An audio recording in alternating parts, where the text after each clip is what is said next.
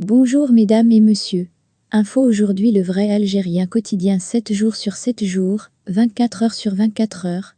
Voir les titres. Merci. L'Algérie refuse toute médiation avec le Maroc, Magzen. Les uns comme les autres, nous sommes tous blessés. Et il n'y a pas l'un d'entre nous. Contrairement aux allégations du Magzen et ses relais, l'Algérie refuse toute médiation. Frappé du syndrome de Pinocchio, Mohamed VI verse dans le mensonge sans limite.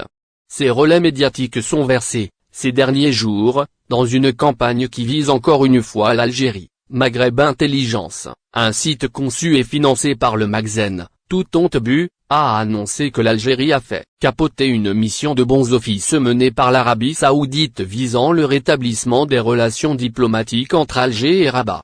Pour ce site de désinformation, l'Algérie aurait conditionné cette reprise par l'arrêt de la coopération militaire entre le Maroc et Israël.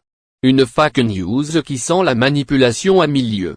Or, la position de l'Algérie dans la rupture avec le Maroc est claire.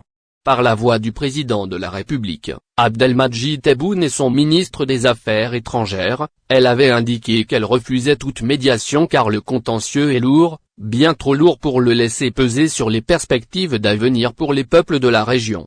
Le bellicisme du Maroc ne date pas d'hier et il se manifeste à chaque fois que l'Algérie manifeste de la bonne volonté à ouvrir une nouvelle page dans les relations entre les deux pays. Il ne date pas du rapprochement entre Rabat et Tel Aviv mais remonte au premier mois post-indépendance du pays. La guerre du désert qui avait vu le Maroc tenter d'envahir et d'annexer une partie des territoires du sud-ouest algérien a été le coup d'envoi à une véritable guerre perpétuelle menée par le Maroc contre l'Algérie, une guerre qui a pris toutes les formes possibles. Dans une déclaration à la presse, Ramtan Lamamra avait indiqué que l'Algérie ne pouvait plus accepter le jeu trouble du voisin de l'Ouest qui a multiplié ses attaques contre elle et qui ne manifeste aucune volonté de partager avec elle des relations de bon voisinage. Il avait insisté sur le fait que l'Algérie refusait toute médiation, d'une quelconque partie que ce soit. Il avait rappelé dans ce contexte que la décision de rupture des relations diplomatiques avec Rabat est souveraine et elle a été mûrement réfléchie, précisant qu'elle est une réaction aux actes inamicaux et aux tentatives de déstabilisation que mène le Maroc contre l'Algérie.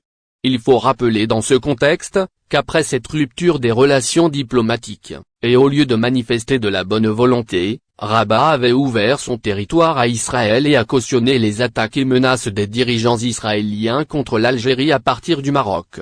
Pire encore, elle s'est même permis d'user des pratiques de l'entité sioniste en ciblant, dans une zone internationale, des citoyens algériens, par des moyens sophistiqués. L'Algérie a rappelé qu'elle refuse toute médiation visant à la pousser à rétablir ses relations diplomatiques avec le Maroc. C'est une décision souveraine, prise au nom du peuple algérien, et elle ne changera pas tant que Rabat persistera dans sa politique inamicale, adoptée depuis son indépendance, envers elle.